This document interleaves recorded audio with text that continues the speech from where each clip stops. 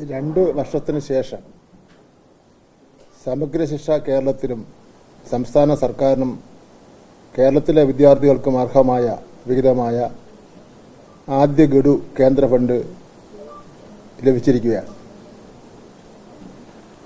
അനുമതി നൽകിയ 109 കോടിയിൽ 92.41 കോടി രൂപയാണ് ഇന്നലെ അനുവദിച്ചത്. ഇത് വിദ്യാഭ്യാസ അവകാശ നിയമപ്രകാരം കുഞ്ഞുങ്ങൾക്ക് അർഹതപ്പെട്ട റിക്കറിംഗ് ഫണ്ടാണ്. ആവശ്യങ്ങൾക്കായുള്ള നോൺ റിക്കറിംഗ് ഫണ്ട് 17 കോടി രൂപ ഇനിയും ലഭിക്കാനുണ്ട്. അത് ഈ ആഴ്ച തന്നെ ലഭിച്ചേക്കും. ആകെ കുടിശ്ശിക 2023-24 മുതലുള്ള 1148 കോടി രൂപ കേന്ദ്രം കേരളത്തിന് നൽകാനുണ്ട്.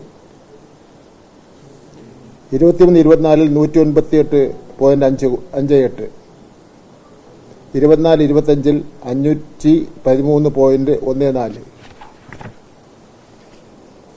25-26 496.1 കോടി രൂപ എന്നിങ്ങനെയാണ് കുടിശ്ശിക. ഈ കുടിശ്ശിക നമുക്ക് SSKക്ക് കിട്ടേണ്ട തന്നെയാണ് പ്രതീക്ഷ. 10-ാം തീയതി കേന്ദ്ര വിദ്യാഭ്യാസ മന്ത്രിയെ ഞാൻ നേരിൽ കാണുന്നുണ്ട്. ഈ കാശ് വാങ്ങിയെടുക്കുന്നതിന് വേണ്ടിയുള്ള പ്രശ്നം നടത്തുന്നതിന് വേണ്ടി. അദ്ദേഹം തെരഞ്ഞെടുപ്പിൽ ബീഹാറിലാണ് എങ്കിൽ തന്നെ 10-ാം തീയതി ഡൽഹിയിൽ എത്തിച്ചേരാമെന്ന് ജോൺ ബ്രിട്ടാസിനോട് സമ്മതിച്ചിട്ടുണ്ട്. അങ്ങനെ ഞാൻ 9-ാം തീയതി ഡൽഹിക്ക് അദ്ദേഹം കാണുന്നതിന് വേണ്ടി പോവുകയാണ്. ഈ സ്പെഷ്യൽ എഡ്യൂക്കേറ്റേഴ്സിന്റെ ഒരു കേസ് കോടതിയിലുണ്ടായിരുന്നു. സുപ്രീം കോടതി നടന്നുകൊണ്ടിരിക്കുകയാണ്. അവർക്കൊക്കെ ഈ ഫണ്ട് ഉപയോഗിച്ചാണ് കാര്യങ്ങൾ നടത്തിക്കൊണ്ടിരുന്നത്. ഭിന്നശേഷിക്കാരായിട്ടുള്ള കുട്ടികളെ പഠിപ്പിക്കുന്നതിനുള്ള സ്പെഷ്യൽ എഡ്യൂക്കേറ്റേഴ്സുമാരുടെ നിയമനവുമായി ബന്ധപ്പെട്ട കേസിൽ കേരളത്തിനുള്ള സമഗ്ര ശിക്ഷാ ഫണ്ട് ഉടൻ അനുവദിക്കണമെന്ന് സുപ്രീം കോടതിയിൽ കേന്ദ്ര സർക്കാർ ഉറപ്പ് നൽകി എന്നാണ് മനസ്സിലാക്കുന്നത്. ഈ ഉറപ്പ് കേന്ദ്ര സർക്കാർ ഉടൻ പാലിക്കുമെന്നാണ് കരുതുന്നത്. 1 മുതൽ 5 വരെ 10 കുട്ടികൾക്ക് ഒരു സ്പെഷ്യൽ എഡ്യൂക്കേറ്റർ, 5 മുതൽ ഉള്ള എല്ലാ ക്ലാസുകളിലും 15 കുട്ടികൾക്ക് ഒരു സ്പെഷ്യൽ എഡ്യൂക്കേറ്റർ എന്നതാണ് റീഹാബിലിറ്റേഷൻ കൌൺസിൽ ഓഫ് ഇന്ത്യയുടെ ശുപാർശ. കേരളത്തിൽ ഒരു സ്കൂളിൽ ഇത്രയും എണ്ണം കുട്ടികളില്ല എന്നതിനാൽ ഒരു കൂട്ടം സ്കൂളുകളെ ഒരു യൂണിറ്റായി പരിഗണിച്ചാണ് ഇക്കാര്യം നടപ്പാക്കുക എന്നതാണ് ശുപാർശ. അങ്ങനെയാണെങ്കിൽ 4000-ൽ പരം ടീച്ചർമാരുടെ സേവനമാണ് വേണ്ടിവരിക. പൊതുവിദ്യാലയങ്ങളിലെ 45 ലക്ഷം കുട്ടികളെ നേരിട്ട് ബാധിക്കുന്ന വിഷയം കേരളത്തിൽ എത്ര കണ്ട് പ്രതിഫലിക്കാത്തത് കേന്ദ്ര വിഹിതത്തിന്റെ ഭാരം പോലും സംസ്ഥാനം പേറുന്നതുകൊണ്ടാണ്.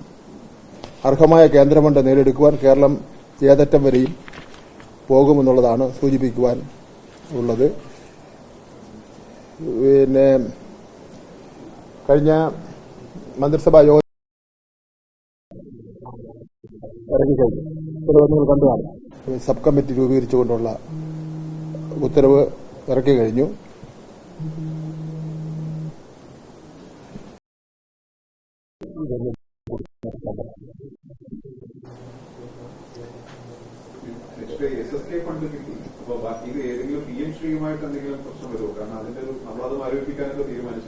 അല്ലാതെ പ്രശ്നം ഉണ്ടെങ്കിൽ അവർ ഇത് റിലീസാക്കൂലല്ലോ.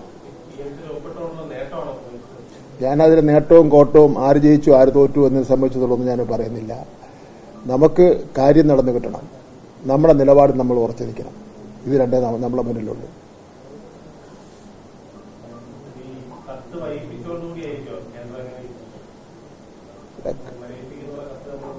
വൈകിപ്പിച്ചല്ല, അതിനൊരു സമയമെടുക്കുമല്ലോ. നമ്മളൊരു നയപരമായ ഒരു കാര്യം ഗവൺമെന്റ് തീരുമാനിച്ചിട്ട് അതിനൊരു കത്ത് കൊടുക്കുമ്പോൾ അതിന്റെ നിയമവശം പിന്നെ അറിഞ്ഞിരിക്കണം.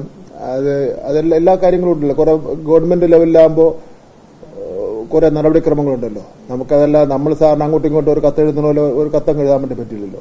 അതിന് കുറച്ച് നടപടിക്രമങ്ങളുണ്ട്. ആ നടപടിക്രമങ്ങൾ പിന്നെ അങ്ങനെ നടത്തിക്കൊണ്ടിരിക്കുകയാണ്. പിന്നെ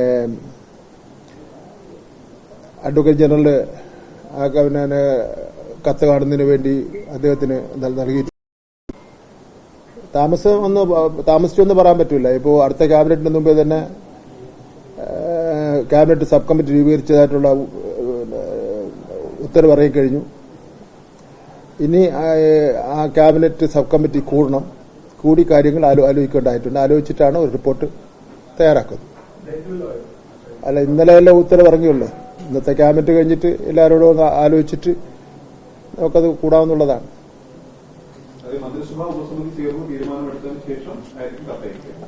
അല്ല, കത്തയക്കുന്നതിന് പ്രശ്നം ഉണ്ടാവില്ല. മന്ത്രിസഭ ഉപസമിതിയുടെ ആവശ്യമില്ലല്ലോ. ക്യാബിനറ്റ് തന്നെ തീരുമാനിച്ചാണല്ലോ ക്യാപ്റ്റൻ അബേൻസിൽ എന്നുള്ള നിലയിൽ കത്തയക്കണമെന്നുള്ളത്. PM ശ്രീ നിയമോപദേശം ഉടനെ തന്നെ കിട്ടും.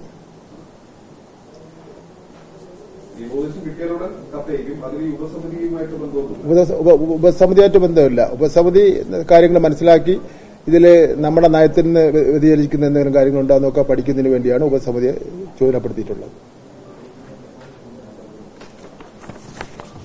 PM ശ്രീ പദ്ധതി സംസ്ഥാനം നടപ്പിലാക്കുന്നതുമായി ബന്ധപ്പെട്ട് പദ്ധതി റിവ്യൂ നടത്തി റിപ്പോർട്ട് സമർപ്പിക്കുന്നതിനായി ബഹുമാനപ്പെട്ട പൊതുവിദ്യാഭ്യാസ വകുപ്പ് മന്ത്രി ചെയർമാനും ബഹുമാനപ്പെട്ട റവന്യൂ വകുപ്പ് മന്ത്രി, കൃഷി വകുപ്പ് മന്ത്രി, നിയമവകുപ്പ് മന്ത്രി, ജലവിഭവ വകുപ്പ് മന്ത്രി, വൈദ്യുത വകുപ്പ് മന്ത്രി, വനം വകുപ്പ് മന്ത്രി എന്നിവർ അംഗങ്ങളായ ഒരു ക്യാബിനറ്റ് സബ് കമ്മിറ്റി രൂപീകരിച്ച് ഉത്തരവാകുന്നു.